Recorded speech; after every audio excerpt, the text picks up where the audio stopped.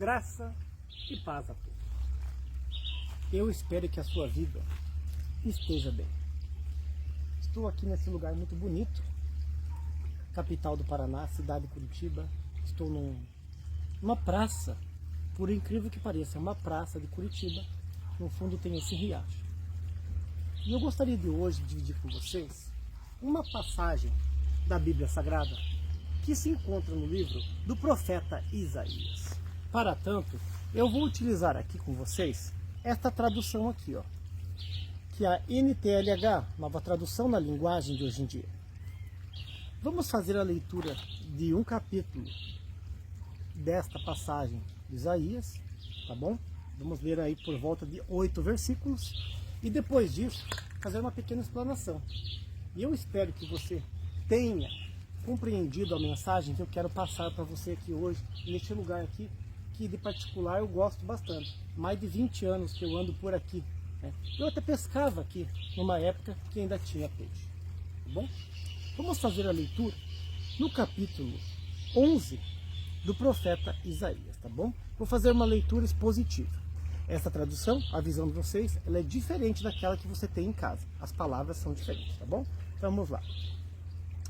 Capítulo 11 do profeta Isaías, o título diz: O reinado de paz. Façamos juntos a leitura. Virá um descendente do rei Davi, filho de Jessé, que será como um ramo que brota de um toco, ou como um broto que surge das raízes das árvores. O Espírito do Senhor estará sobre ele. Ele dará sabedoria e conhecimento, capacidade e poder. Ele temerá o Senhor, conhecerá a sua vontade. E terá prazer em obedecer-lhe. E não julgará pela aparência. Nem decidirá somente por ouvir dizer. Mas com justiça julgará. Com justiça julgará os necessitados e defenderá os direitos dos pobres. As suas palavras serão como uma vara para castigar o país, e com o seu sopro ele matará os maus. Com justiça e com honestidade ele governará o seu povo. Lobos e ovelhas viverão em paz. Leopardos e cabritinhos descansarão juntos. Bezerros e leões comerão uns com os outros, e crianças pequenas os guiarão. Vacas e ursas pastarão juntas. E os seus filhotes descansarão no mesmo lugar. Os leões comerão capim como os bois. Criancinhas brincarão perto de cobras e não serão picadas, mesmo que enfiem a mão nas suas costas. Bem, até aqui, este capítulo de Isaías 11, ele tem 16 versículos, mas eu me ative a ler 8 versículos, tá bom? Dessa tradução aqui, que é a nova tradução na linguagem de hoje. Eu gostaria de deixar para vocês uma meditação sobre essa palavra. Para isso eu vou ficar aqui no barranco, para tomar um pouco do fronte da tela, e gostaria que você prestasse atenção numa coisa. A palavra de Deus, a Bíblia Sagrada, ela nos ensina coisas excepcionais, coisas que você passa batido. Você fazendo uma leitura fria, rápida, com pressa ali, ou pensando paralelamente em um problema, segundo assunto, você passa batido, você passa de largo ao assunto e não compreende algumas coisas que são aplicadas no dia a dia, no teu dia a dia, no meu dia a dia, no nosso dia a dia. E como é que a gente vai ter esta capacidade de entender o que o Senhor fala conosco, e como é que a gente vai assimilar no coração essa palavra que está aqui, essa passagem, para que ela faça morada dentro de você, dentro de mim? Como é que a gente vai usar isso no dia a dia como ferramenta? Como é que você vai fazer para manter o seu bom depósito, como você aprendeu vamos fazer um bom depósito. Se você não vai saber achar onde que está o depósito, esta passagem, ela tem um segredo muito bonito. Você sabe qual que é o segredo? Nenhum. E isso que é o bonito do segredo, porque não há segredo. Entendeu o que eu quero dizer? Esta passagem tem um segredo muito bonito, porque nela não há mistério, não há segredo. Esta passagem do profeta Isaías se cumpriu em Cristo e vai se cumprir na sua vinda, no reino ao qual nós vamos reinar com Cristo.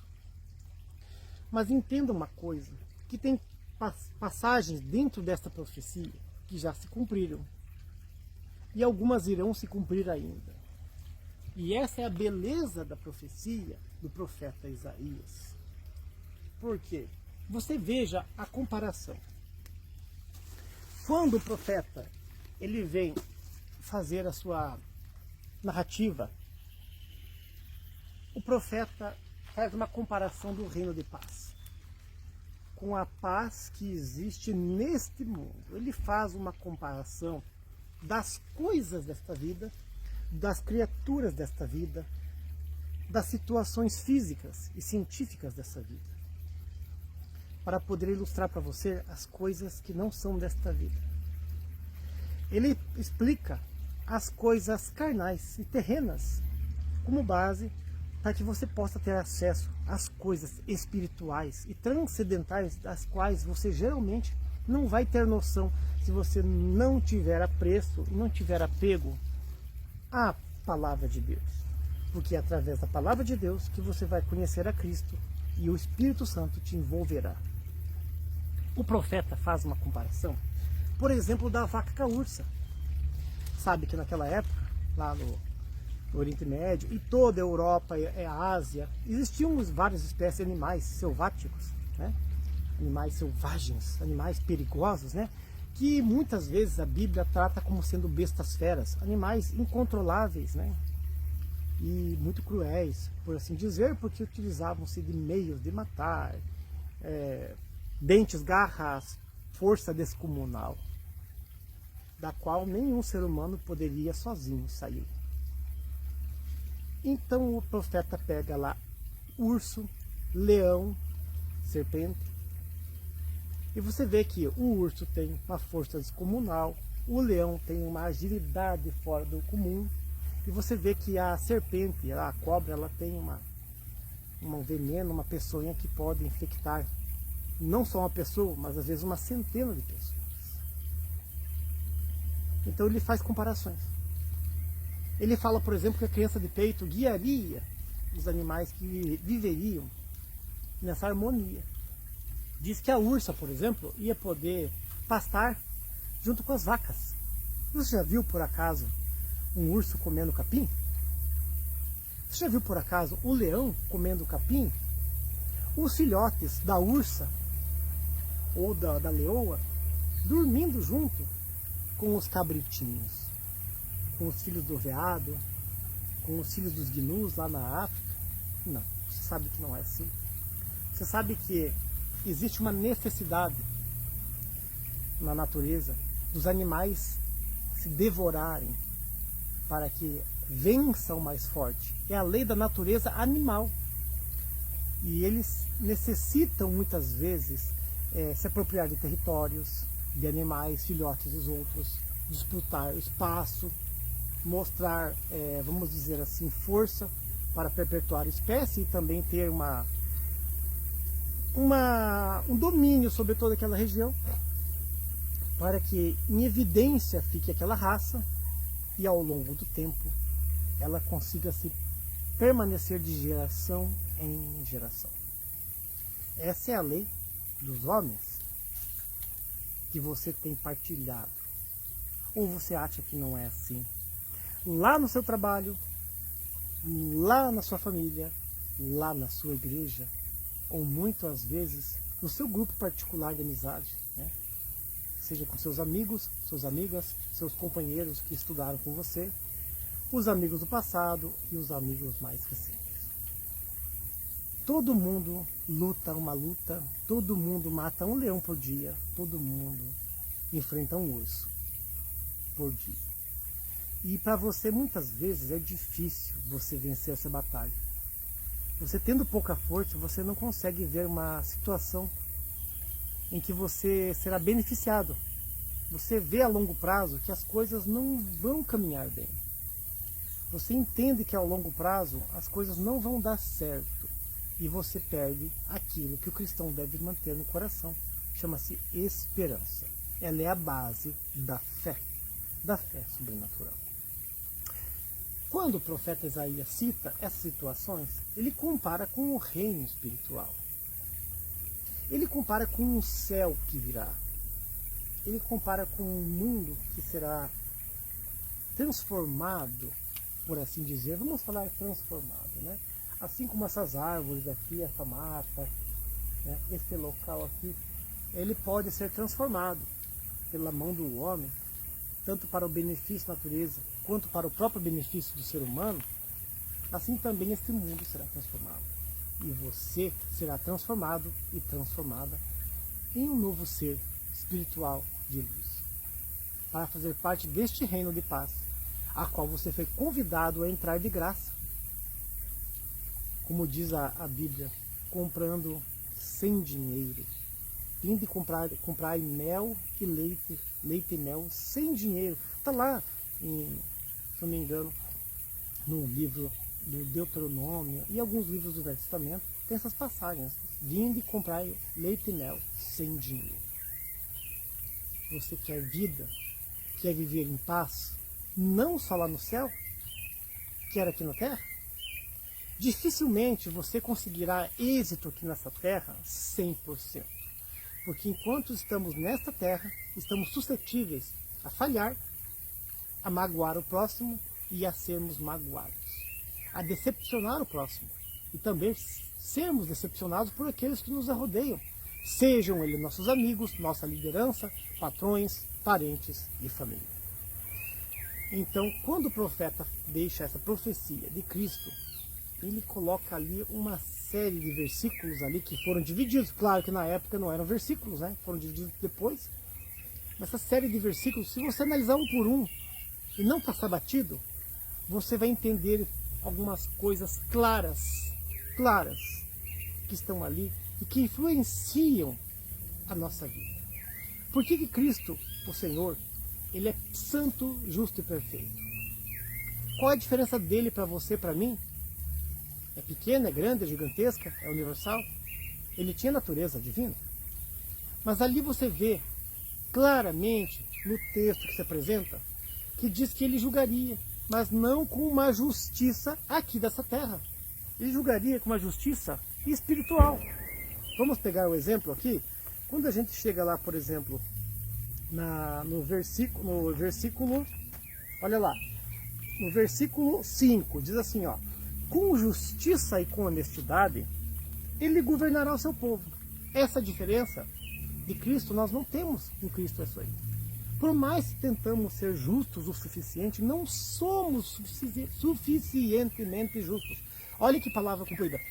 Suficientemente justos. Nós não somos justos necessariamente em perfeição, em 100% da razão. Nós tentamos ser justos. Tentamos ser honestos ao máximo. E esse é o nosso dever de cristão. Porém, não conseguimos com êxito em 100% das ocasiões. Porque ainda estamos nesse tabernáculo de carne. Somos fracos, errantes, temos esses defeitos nossos próprios, né, congênitos, que temos que se libertar disso ao longo do tempo. Diz assim, olha que interessante.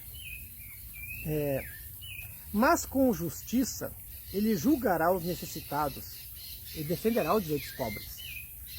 E no versículo 3 diz assim: e terá prazer em obedecer-lhe, e não julgará pela aparência, nem decidirá somente por ouvir dizer. Olha que lindo. Quando você vai consultar, por exemplo, um juiz, ou um juiz, vamos dizer assim, um juiz aí no nosso poder judiciário, né? Uma questão, uma demanda de terras, de herança trabalhista.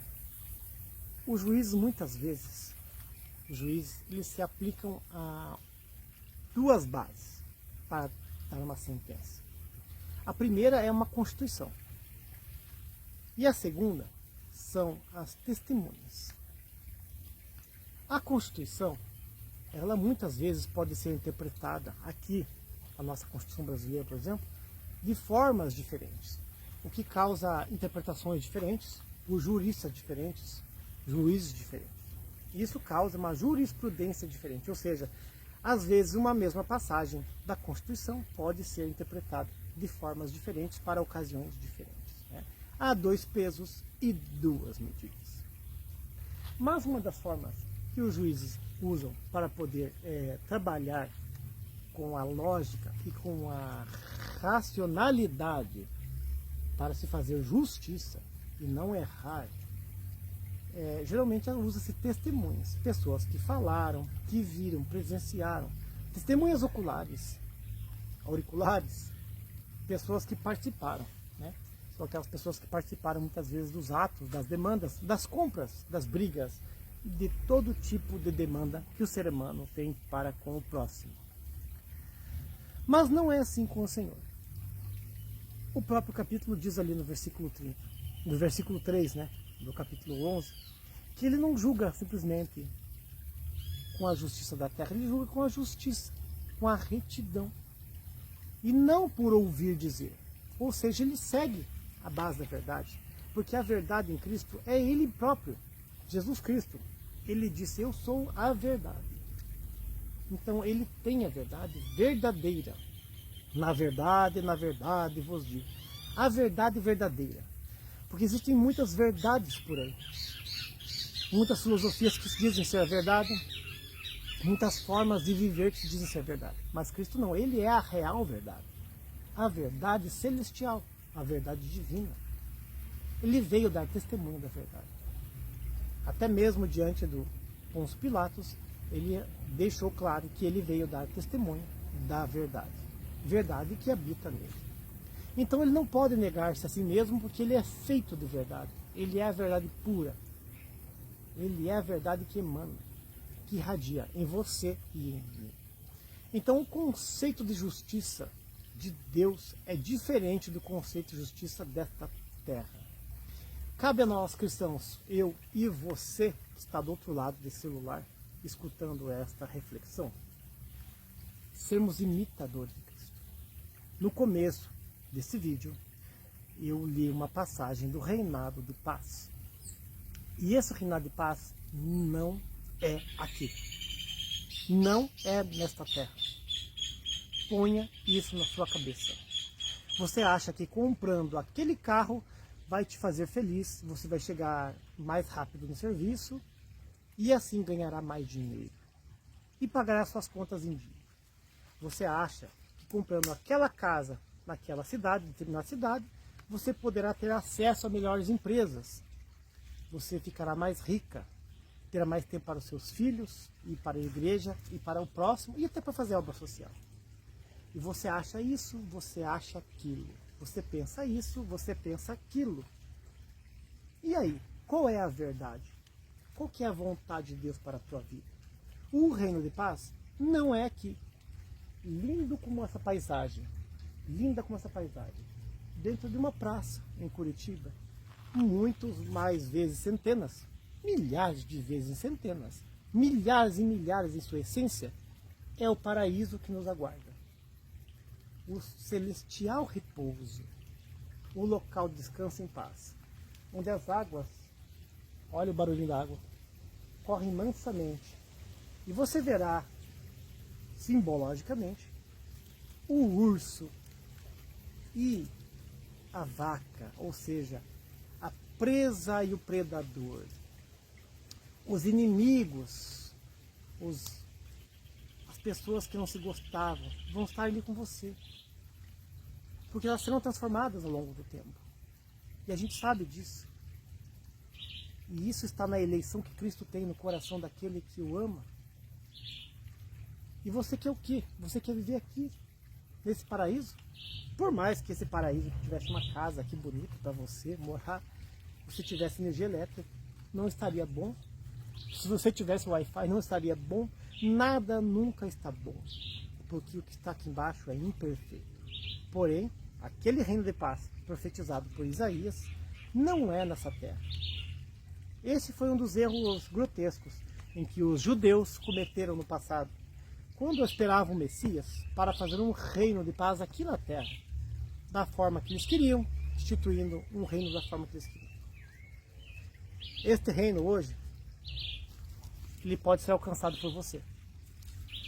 Mas não caia no mesmo erro dos judeus, que lá do passado esperavam esse reino nessa vida. Se conscientize, pense, medite. Eu não vim aqui fazer profecia para você na beira de capão de mato. Não vim dizer para você não compre, não venda, não toques, não proves. Porque disso aí o mundo já está cheio. Eu vim dizer para você, se atente às coisas que vêm do alto. A vida é passageira. Todas as coisas cooperam para o bem daqueles que amam a Deus. Tanto as injustiças dessa terra, quanto as justiças dessa terra. Tanto as tristezas dessa terra, quanto as alegrias dessa terra. Tudo ao longo do tempo vai contribuir para que você tenha um crescimento espiritual para com Deus. Esse crescimento, ele vai se dar ao longo dos anos, com sofrimento, com êxito, com conquistas e derrotas, traições, falatórios, intrigas e demandas. E convém a você, meu irmão ou minha irmã, que está aqui hoje, escutando esse vídeo, escolher a boa parte. Você quer participar de um reino aqui nessa terra? Ou você quer participar de um reino especial em outro local? Um reino que não poderá ser tirado de você. Um reino que nenhum juiz da terra te tirará o teu pedaço. Um reino onde terá a sua casa e ninguém invadirá, porque você dividirá. Um reino onde aquilo que você achava que era perigoso não haverá mais, não haverá perigo, haverá paz, assim como na comparação da criança com a serpente, do basilisco, da comparação do urso com a vaca, dos filhotes do leão comendo capim. Talvez em você ainda falta um pouco de compreensão. Se aproximar das Escrituras e meditar os versículos, e comparar com esta vida e com a vinda vindoura. Talvez ainda falta isso em você. Talvez falta em você ainda um pouco de aptidão nisso. E eu não te culpo 100% porque você foi ensinado assim. Talvez seus pais o ensinaram assim. Talvez a vida lhe ensinou assim. Os corre-corres, as contas chegam, as doenças vêm, os problemas familiares, os sonhos dessa vida, que muitas vezes se tornam pesadelos, que nos enganam e que nos deixam mais vulneráveis às hostes das maldades. Mas, mesmo sabendo que você não tem total aptidão e que a culpa não é totalmente sua, eu tenho que te censurar, porque você já não é mais criança.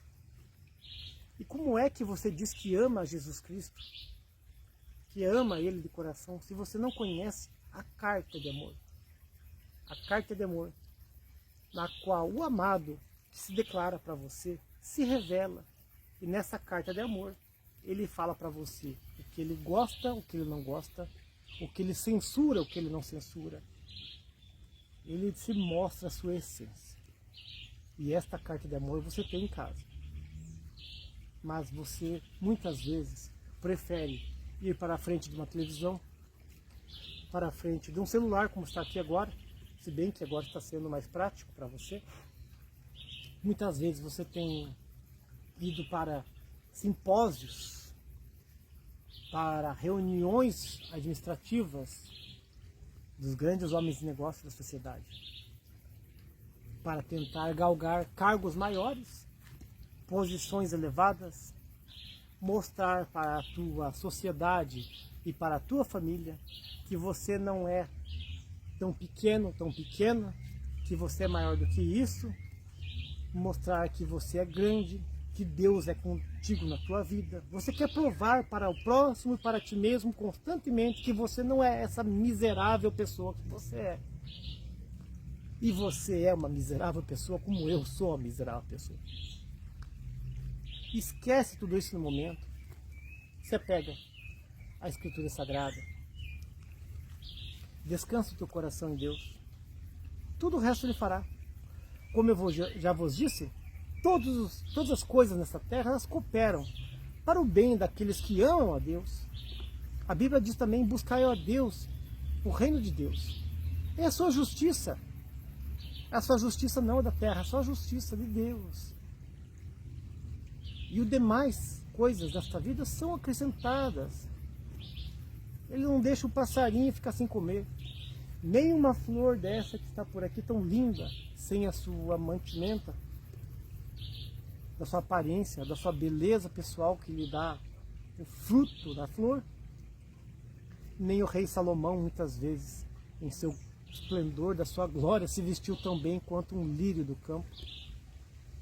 E nenhuma das árvores, das aves do céu, fica sem seu alimento, se ela bater suas asinhas e ir procurar.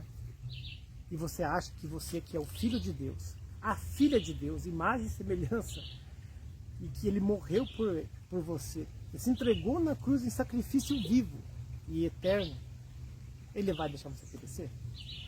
De nenhuma forma. Eu espero que você pense, medite e tome uma atitude agora de buscar a Deus e a sua justiça, para que a gente um dia possa juntos vivermos num reino parecido com esse. Um reino de paz, mas uma paz eterna e não uma paz passageira. Deus abençoe você, a tua vida, no nome do Senhor Jesus Cristo. Se Deus quiser, nos vemos no próximo vídeo, se assim Ele permitir, tá bom? Medite. E chegando na tua casa, após o teu horário de trabalho, leia esse capítulo 11 do profeta Isaías. Medite e tire a sua conclusão. Deus te abençoe. No nome do Senhor Jesus Cristo. Paz e graça a todos.